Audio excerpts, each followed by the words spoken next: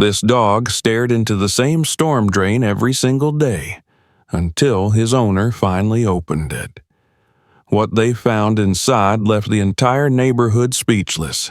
Stay with us to hear the full story. And don't forget to like, subscribe, and tell us where you're watching from. In the quiet suburb of Brookline, just outside the bustling city of Chicago, life followed a calm and predictable rhythm. Neighbors knew each other by name. Front porches bloomed with flowers in spring, and children's laughter echoed through the tree-lined streets. Among the familiar sights was a noble German shepherd named Axel, known by nearly everyone in the neighborhood. He was the kind of dog people smiled at even from across the street, his gait proud, his eyes alert, his loyalty evident in every step beside his owner, Irena Hall. Irena was a thoughtful woman in her early 40s, originally from Eastern Europe, now fully settled into American life.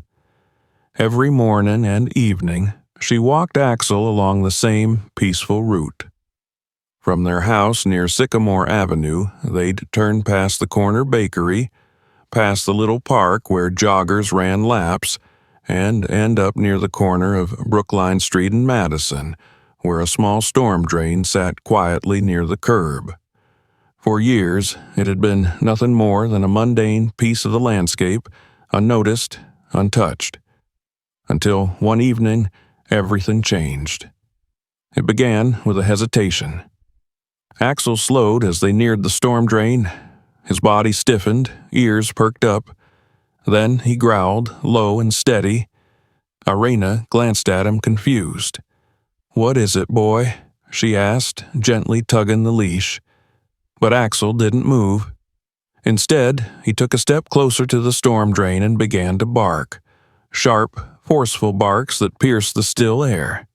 His eyes were fixed downward, his entire frame tense. Irena looked around. The street was mostly empty, save for a few people glancing curiously at the dog. She tugged again, slightly harder this time. "Axel, come on, let's go." He resisted. Only after a long moment did he finally follow her, casting one last glance at the drain as they walked away. Irena chalked it up to a squirrel or maybe a rat. Dogs were dogs, after all. But something about the way he lingered disturbed her. The next evening, it happened again. Same spot, same behavior. Axel froze by the storm drain, barked, stared into the darkness. Again, he refused to move until Irena almost had to drag him away.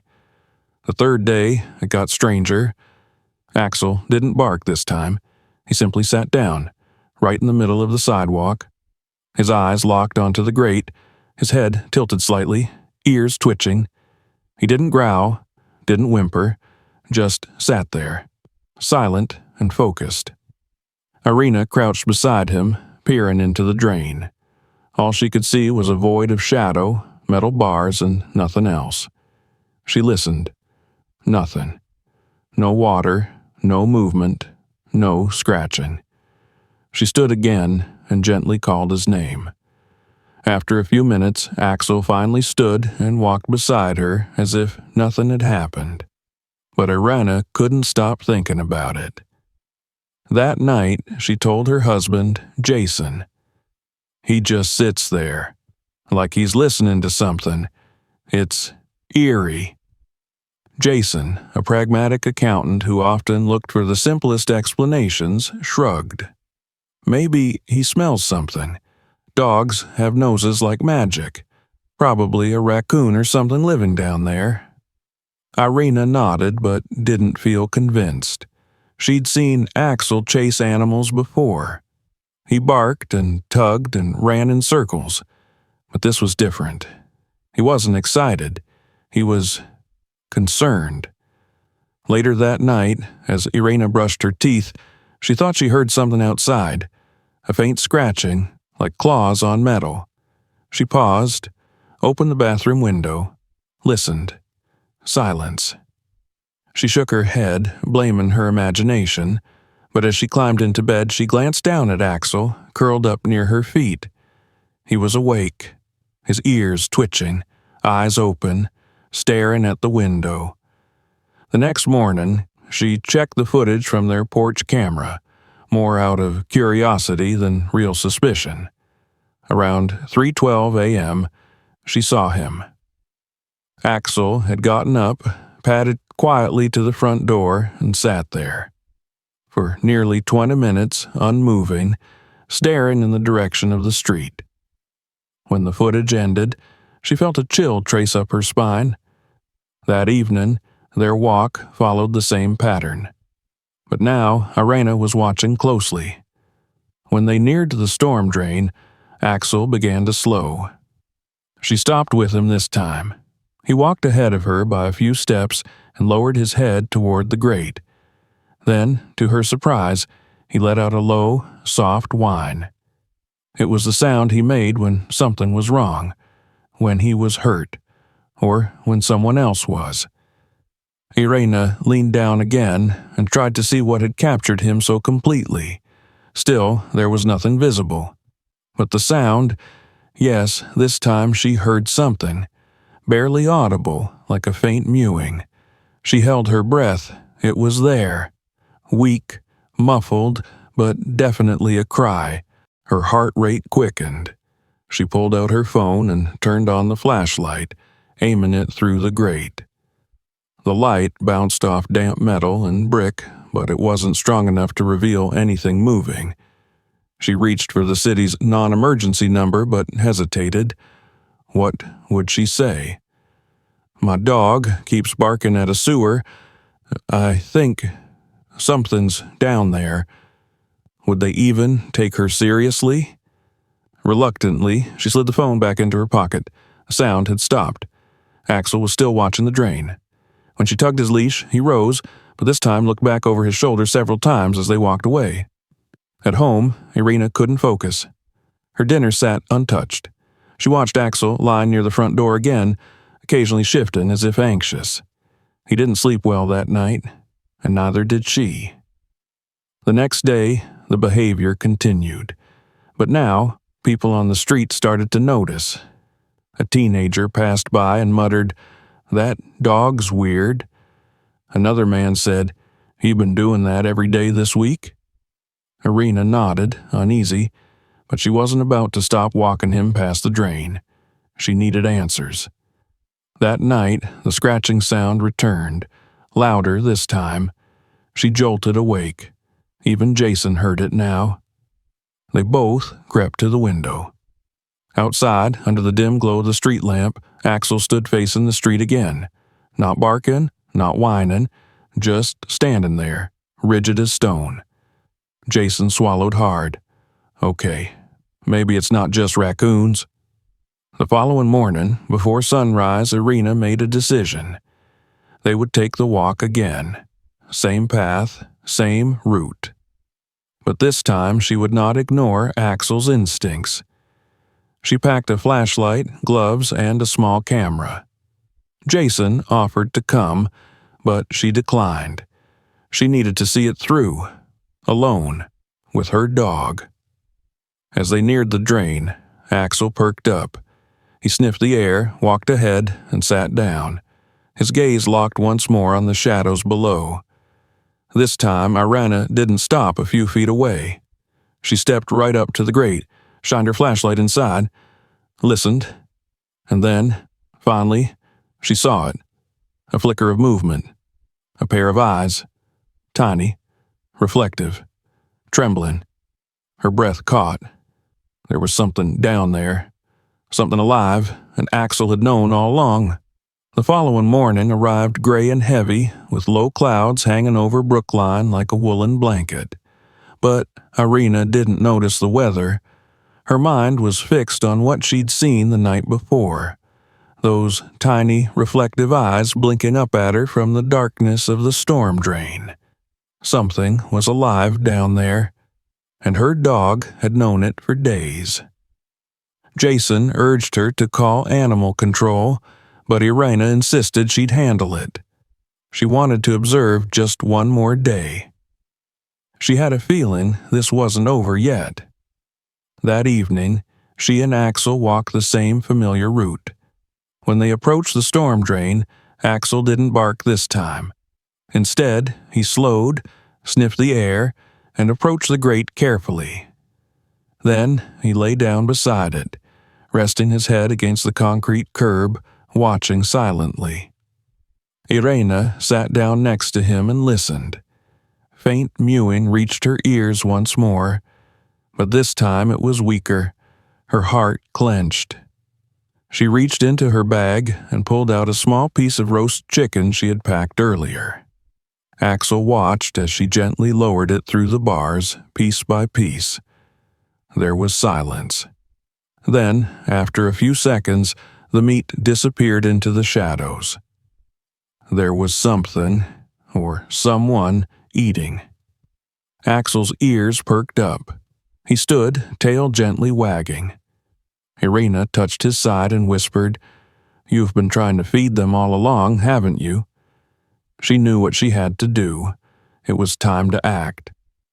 The next morning, she called the local fire department and explained everything in detail. The dispatcher sounded skeptical at first, but eventually agreed to send a small team to investigate. She was told to meet them on site at noon. As promised, the red truck pulled up right on time. 2 firefighters stepped out, one older, broad-shouldered, with a calm demeanor, and the other younger and eager, clearly excited for a break from routine. Irena pointed them toward the drain and told them what she and Axel had witnessed. The older firefighter knelt down and peered into the grate, then pulled out a flashlight. He frowned. "Yeah, I see something, small, moving." "We'll need to open it," said the younger one, already pulling tools from the truck. But then something unexpected happened. As soon as the firefighters approached the grate with their equipment, Axel stepped forward, teeth bared, body rigid. He growled, a low, threatening rumble that immediately made both men pause. "Whoa," the younger firefighter said. "Easy there, buddy." "He's never done this before," Irena said, startled. "He's not aggressive." Axel stood guard over the storm drain, placing himself between the firefighters and the grate. His eyes were locked on the men, his hackles raised. It wasn't a random growl, it was protective. "He's guarding something," the older firefighter said quietly. "Whatever's down there, he thinks it's his responsibility." Irena moved forward and knelt beside him. "Axel, it's okay. They're here to help." She placed a hand gently on his neck and looked into his eyes. After a long pause, his body softened. The growl faded. He sat down, but didn't move away. The message was clear. He was allowing them to proceed, but he was watching. With the grate partially rusted from years of rain and neglect, the removal process took longer than expected. Several curious neighbors gathered nearby. Some recorded the scene on their phones, whispering among themselves. Finally, with a loud metallic creak, the storm drain cover came loose and was lifted aside. A strong odor of damp earth and rust wafted into the air. The older firefighter grabbed a small flashlight and carefully climbed down into the drain, his boots echoing off the concrete walls. Minutes passed. Then, "I've got something," he called up. The crowd hushed. From the dark cavity below, a gloved hand emerged, holding a soaked, trembling ball of fur. A kitten, barely older than a few weeks. Its eyes were open but crusted, and its body limp with exhaustion. Gasps rose from the onlookers. Irena's hands flew to her mouth. Axel stepped forward, tail high, nose twitching toward the small creature. He made a soft sound in his throat, a whimper, almost like relief. The firefighter placed the kitten gently into a towel one of the neighbors brought. Then he turned back and descended once more.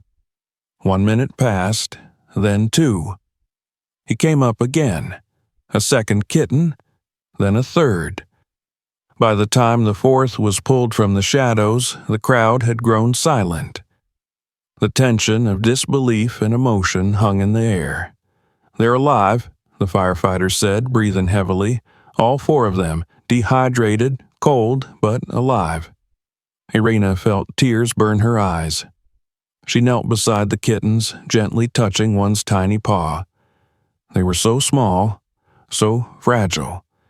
She couldn't believe they had survived down there all this time, and she couldn't believe that Axel, her dog, had been the only one to hear their cries and respond.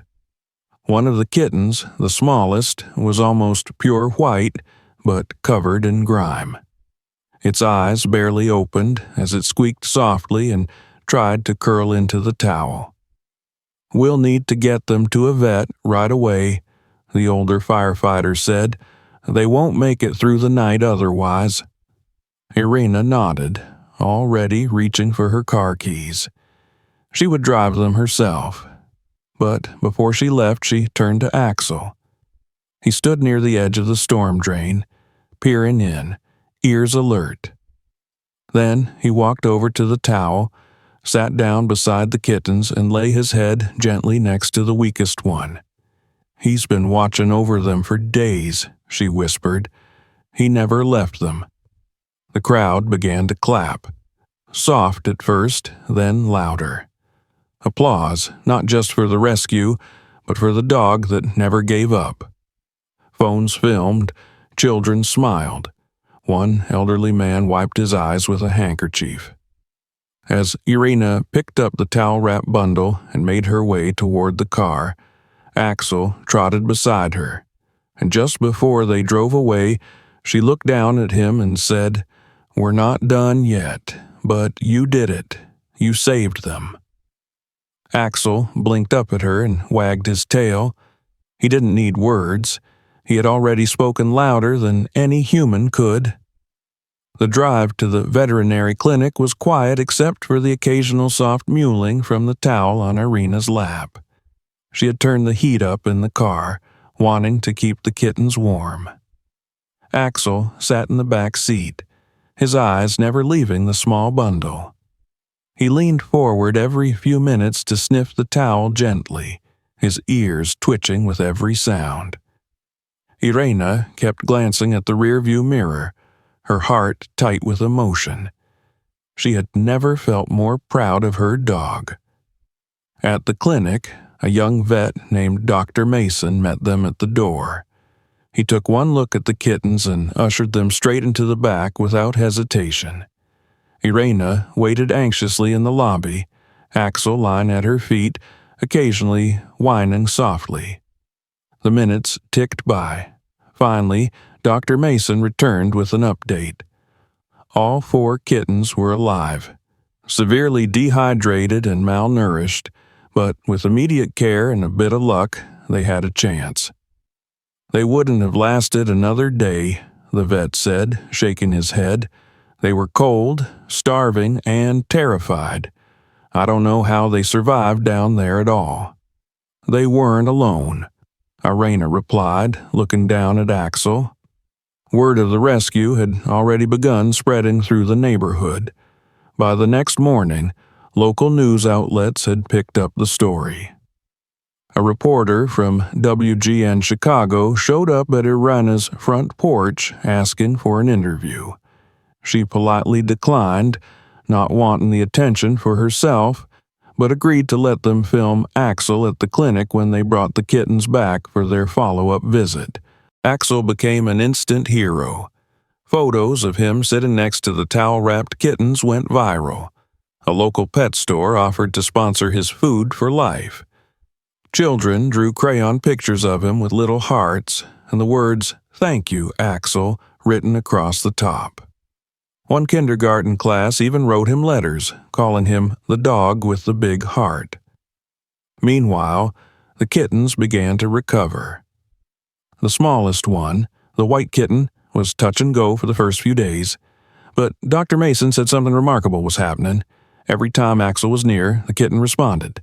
His breathing slowed. He curled up more closely. He seemed calmer.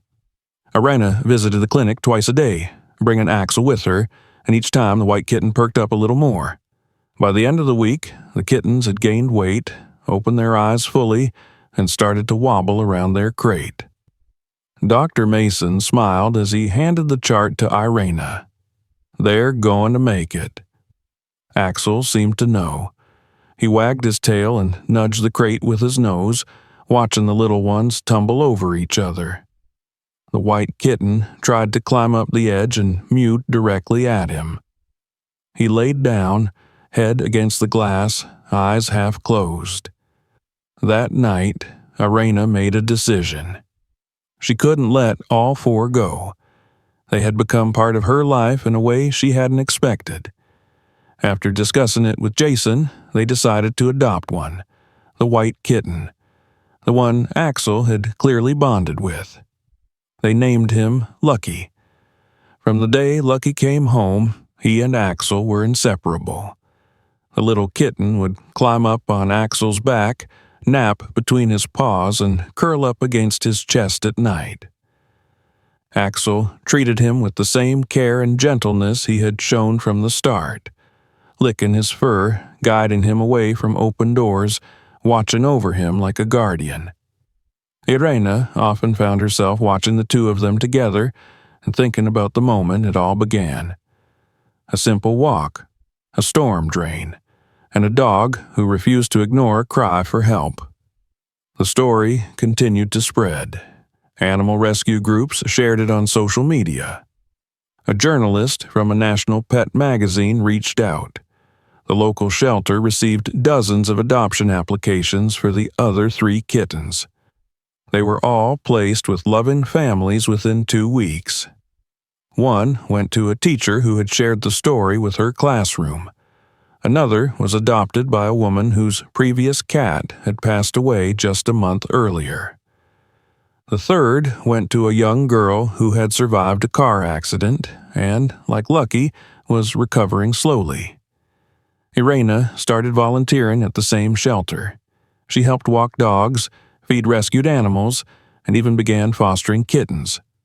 Axel came with her often. The staff adored him. He had a common effect on the animals, especially the frightened ones. It was as if they knew what he had done. One evening, Irena sat on the back porch with a cup of tea. The sky above was painted in orange and lavender, the air warm and still. Lucky was curled up in Axel's fur, fast asleep. Axel's eyes were closed, his breathing steady.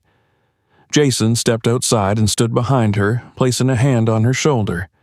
"You know," he said, "sometimes I think he's more human than most people." Irena nodded. "He heard what we didn't. He saw what we ignored, and he acted when no one else would." She reached down and stroked Axel's head. He opened his eyes briefly and gave her hand a soft lick before settling back down. As the stars began to appear in the darkening sky, Irena felt a quiet gratitude settle over her. In a world that often rushed past things too quickly, Axel had stopped. He had listened. He had cared. And because of that, 4 tiny lives were saved. Sometimes it doesn't take a cape or a uniform to be a hero. Sometimes it just takes a dog with a heart that refuses to walk away. Sometimes heroes don't wear capes. They have 4 legs and a heart full of courage. If this story touched you, make sure to give it a thumbs up, subscribe to the channel, and let us know in the comments where you're watching from.